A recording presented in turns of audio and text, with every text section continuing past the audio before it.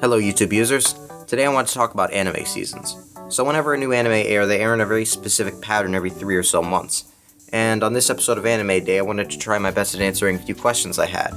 Like, why do most anime air in this seasonal pattern? Why do some anime get to be exceptions to this rule? And will this video come out on time?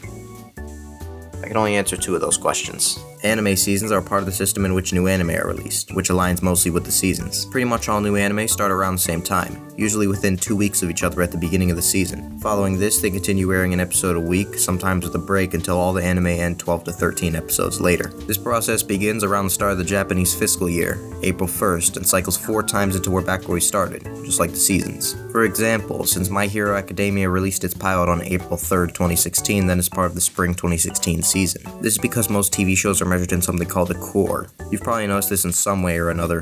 One core is 13 weeks, because there are just about 52 weeks in a year, and dividing the 52 into 4 segments of 13 breaks them the most cleanly. Some anime are only 10 episodes long, some are 14, some are 16, but the average by a vast majority are 12 to 13. With this method, not only does it conveniently line up with the seasons, but also the quarters of the fiscal year, which basically makes everything about the industry way easier to keep track of.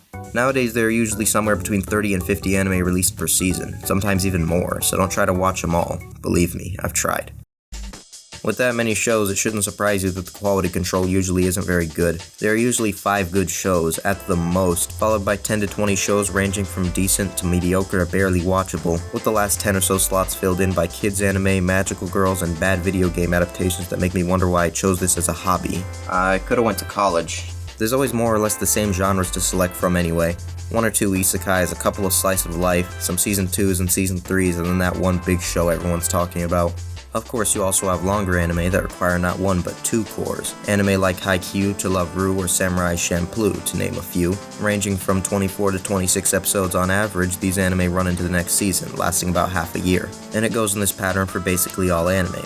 There are 3 core anime and even 4 core anime that run for the full year. Alright, that's 1.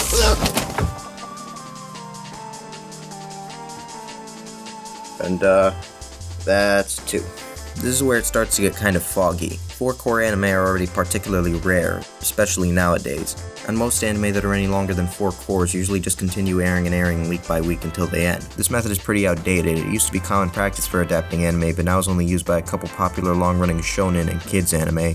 But the question I have is, how do these anime seasons work? That might seem like a dumb question since I just said not 2 minutes ago what an anime season is and how it works, but I'm not talking about that kind of season. I'm talking about season 1, season 2, etc. To keep it simple, I'll use My Hero Academia as an example again. It has 5 seasons, 5 production cycles. As mentioned, seasons are not cores. Cores are merely measurements for the anime based on its runtime and episode count. For example, My Hero's first season consisted of 1 core because it was 13 episodes long and lasted about 3 months. My Hero's second season was 2 cores because it lasted 26 episodes long and aired for about 6 months. That's well organized and dandy for them, but unfortunately some parts of the industry don't have it so good.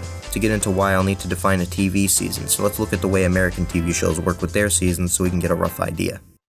In America, to my knowledge, you get picked up for 1 season, it does well, you get renewed for another. That keeps happening until either the writers and the network decide to end the show or it does poorly enough to get cancelled. That's how the seasons are counted, production cycles. So let's try Fullmetal Alchemist Brotherhood as an example. Its 64 episodes divide nicely into about 5 cores. Each core also has its own opening and ending, but does that make it 5 seasons? Well, it aired all in one continuous run, and from the looks of a few My Anime List archives while it was airing, people didn't know when it was going to end.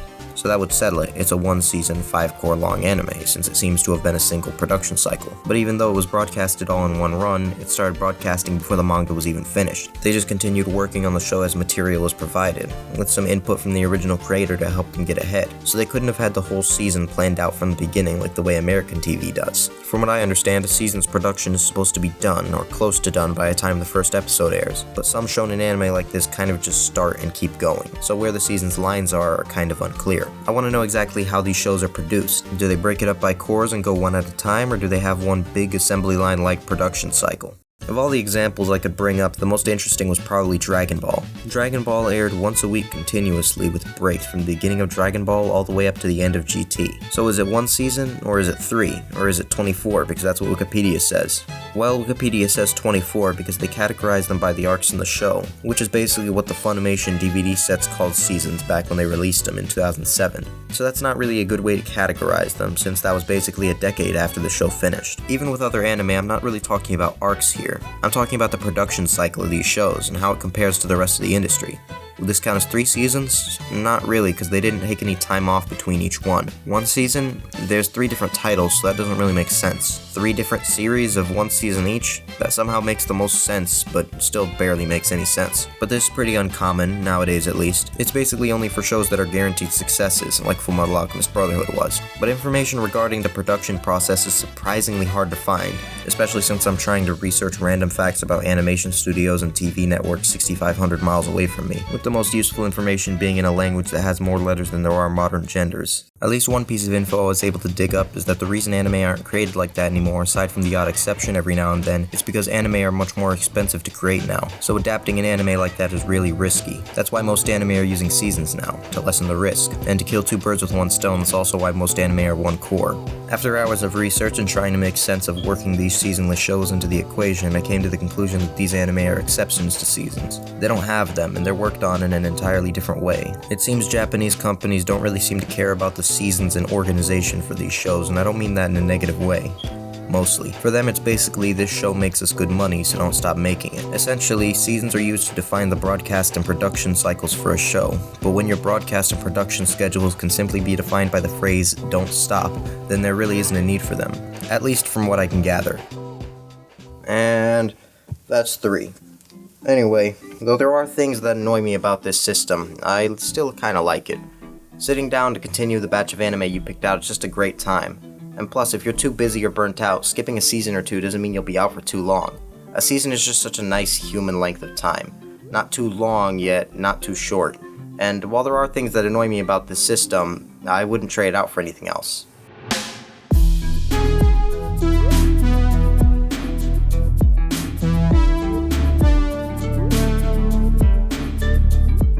Thanks for watching. If you like this video, more like it are coming in the next couple of months. I'll be streaming on Twitch every Friday at 7 PM Eastern Time, so you can make sure I'm not dead. And I have a Patreon as well. There are tiers to get your name in the videos, early access, bonus content, all that good stuff. If you ever have any questions, feel free to ask in the comments or on Twitch or email or wherever. By the way, I never wanted to be one of those channels that tells you to smash that like button or sexually assault that subscribe button or whatnot. But in all seriousness, liking and commenting and especially sharing the video can help a channel grow faster. Faster growth means I get more money, means I can spend more time making videos, means more videos can come out faster. Anyway, see you in the next one.